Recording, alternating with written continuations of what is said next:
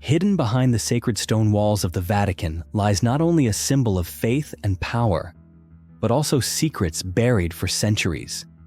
From the embalming of saints using ancient Egyptian methods, to the safeguarding of legendary treasures from the Nile civilization, and much more still concealed in the shadows. These are 7 chilling mysteries that remain locked within the heart of the Vatican. So fasten your seatbelt as we dive into today's mystery. But first, you'll have incredible luck if you like and subscribe before this video ends. Part 1. The Hidden Remains of Alexander the Great. For over 2 millennia, generations have sought answers to one of the greatest mysteries in ancient history, the funeral and final resting place of Alexander the Great. Despite countless searches and hundreds of theories, his tomb has never been found. But according to a strange and audacious hypothesis, the answer may not lie buried beneath the sands of Egypt or among the ruins of Alexandria. Instead, it may be quietly hidden within the heart of Venice, inside a Catholic basilica, venerated under the name of a Christian saint. This theory suggests that after Alexander's death in 323 BCE, his body was placed in Alexandria, a city that became a pilgrimage site for kings and emperors for centuries. But through the passage of time and waves of historical turmoil, his body was stolen by a Venetian merchant and smuggled to Italy. And in a case of mistaken identity, it was later declared to be the remains of Saint Mark the Evangelist, then enshrined in the Basilica di San Marco in Venice. History is often marked by inexplicable absences. That Alexander's body would vanish entirely from the historical record is difficult for many scholars to accept. For centuries, the location of his tomb was widely known, a site visited by towering figures like Julius Caesar and Augustus. Yet within just a few generations, every trace of it seemed to vanish, as though deliberately erased from history. If the mummy within St. Mark's Basilica truly belongs to Alexander, then this is not merely a case of mistaken identity. It would be a global-scale cover-up of historical proportions.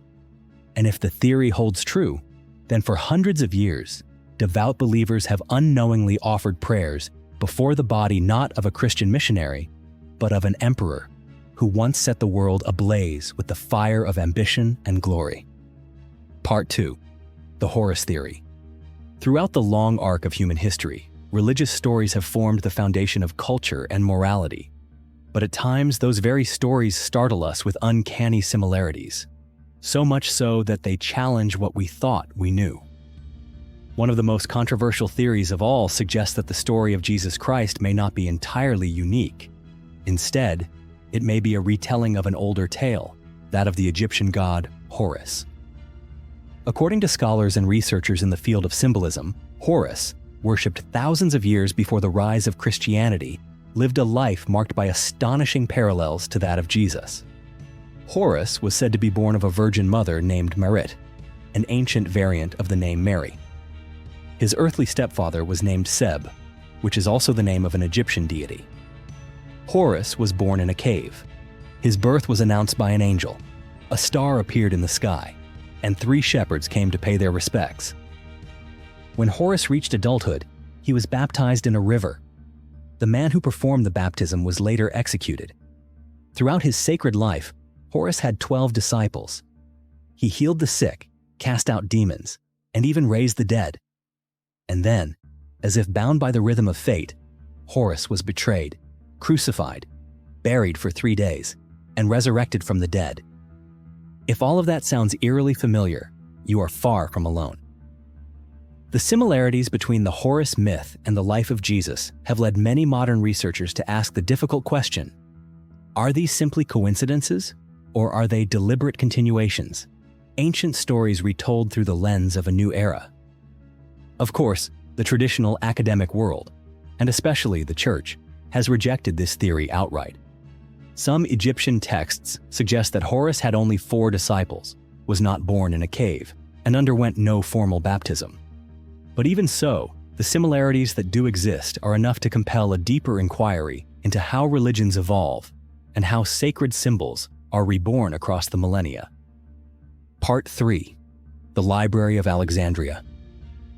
In a golden moment of ancient civilization nestled between the white stone roads of Alexandria, there once stood what many believed to be the greatest repository of knowledge humanity had ever created. It was the Library of Alexandria. Legend holds that the library was founded in the 3rd century BCE during the reign of the Ptolemaic dynasty. Scholars from across the known world, Babylon, India, Greece, Persia, gathered here to study, teach, and preserve hundreds of thousands of manuscripts, recording everything from astronomy to medicine, from philosophy to mechanics, from history to poetry. With more than 400,000 scrolls, it was once regarded as the very heart of human intellect. And yet, mysteriously, almost nothing of it remains today. Some blame Julius Caesar, claiming that when he set fire to his own ships during the siege of Egypt in 48 BCE, the flames spread into the city and consumed the library in the chaos.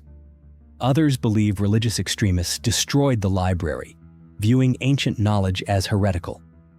Still, another theory proposes that the library was not destroyed in a single catastrophe at all, but rather slowly dismantled, deliberately, by those who sought to control the sum of human understanding. Among the whispered accounts passed down through the ages, there is one hypothesis that stands apart. It suggests that some of the most precious scrolls, works on ancient medicine, cosmic philosophy, and maps of yet undiscovered continents were never destroyed. Instead, they were secretly relocated to Europe, eventually finding their way into the sealed archives of the Vatican.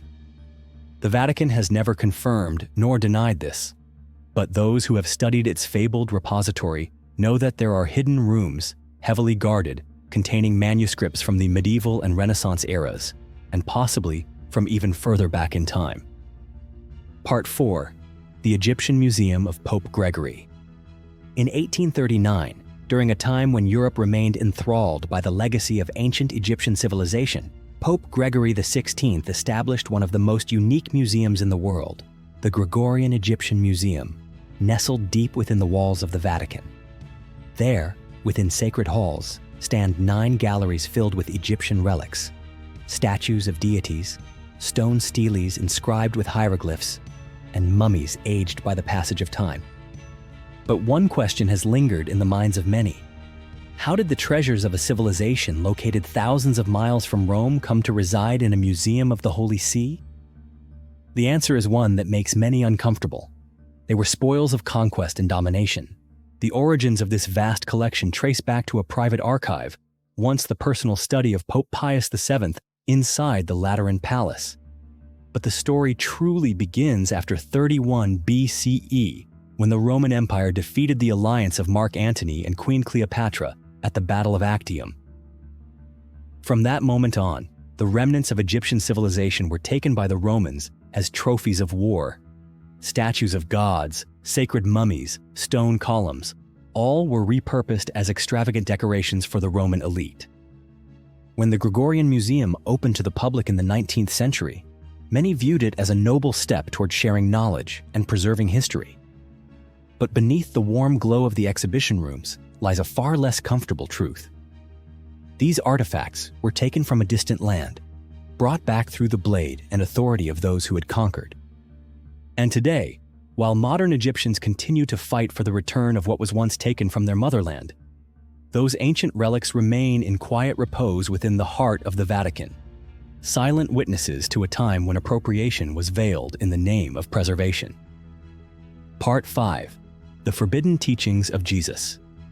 In a desolate rubbish heap beneath the sun-scorched winds of Egypt, among decayed scraps of papyrus, receipts for donkey purchases, and 5th century tax records, archaeologists made an astonishing discovery. A strange manuscript written in ancient Greek, its syllables separated by tiny dots, as though it had been prepared for an elementary reading lesson. But the shock came not from the form of the writing, but from its content.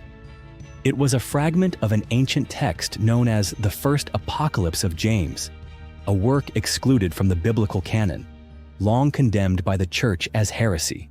According to scholars, it represents part of the forbidden teachings of Jesus, words that were never spoken aloud in church, never cited in catechisms, and forbidden from being copied for centuries.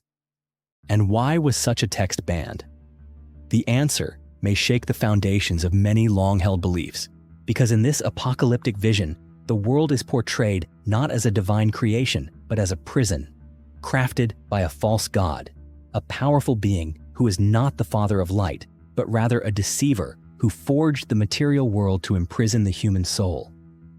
It is a worldview that challenges the very cornerstone of Orthodox doctrine, a vision so radical it condemned the manuscript to generations of suppression. Part 6. 2 Fake Mummies in the Vatican. Deep within the Vatican lies a quiet chamber housing 2 preserved forms, solemnly displayed beneath protective glass. For centuries, they were believed to be ancient mummies, evidence of the Church's fascination with the mystical civilization of Egypt. It was long accepted that these were the remains of individuals who had lived thousands of years ago. But during a recent scientific examination conducted by researchers from the Smithsonian Institution, the truth emerged, and it was far from what anyone had expected. When experts analyzed the DNA from bone fragments still encased within the linen wrappings, they uncovered an astonishing fact. These mummies did not originate from ancient Egypt at all. Instead, they were the remains of a man and a woman who had lived during the Middle Ages, only about 500 years ago, a time when Europe was undergoing profound shifts in religion, war, and plague. This revelation sparked an unsettling question. Who had done this? And for what purpose? The answer may lie in a strange cultural fever that gripped 19th century Europe, a period swept up in mummy mania, a phenomenon in which mummies became prized possessions, displayed in museums, aristocratic drawing rooms, and even ground into powder for use as so-called medicine. In this climate, the demand for mummies surged to such a degree that some individuals were willing to fabricate ancient deaths just to satisfy the peculiar desires of the powerful and the pious. And the Vatican, perhaps unknowingly, became the custodian of 2 such forgeries. Part 7. When Saints Do Not Decay. In Catholic tradition, the incorruptibility of a body after death has long been seen as a potential sign of absolute holiness. In earlier centuries, such a phenomenon was considered nothing short of miraculous. But inside the Vatican, a more sobering reality has gradually come to light. Many of the saints whose bodies remain preserved owe their condition not to divine intervention, but to the intentional use of mummification techniques, methods inspired directly by the ancient Egyptian burial rites. One of the most striking examples is the body of Pope John XXIII, who died in 1963. More than half a century has passed, and yet when one gazes upon his remains, resting in a glass coffin inside the Vatican, it is difficult not to be astonished. He appears almost untouched by time, as though peacefully asleep in a sacred slumber. According to many experts, his preservation is the result of modern embalming procedures, carried out discreetly by the Vatican over many years. Between 1975 and 2008, a secret group of specialists within the Vatican is believed to have embalmed at least 31 saints and prominent church figures. This is not speculation. It is a documented fact, though the Vatican has never openly discussed the practice in depth. However, not every attempt was a success. When Pope Pius XII died in 1958, his body was embalmed in a manner meant to emulate the burial of Jesus Christ. Wrapped in linen and sealed within an enclosed space, his body was intended to remain intact. But the result was a catastrophic failure. The corpse emitted a foul odor. A guard reportedly fainted from the stench, and the Pope's nose deteriorated to the point of detachment. Even so, the Vatican has continued to uphold the concept of the incorrupt body, whether achieved by natural means or artificial ones. For some, this is the highest form of reverence, but for others, it raises a troubling question. Does manipulating nature to manufacture a symbol of the miraculous ultimately betray the very spirit of faith it seeks to honor?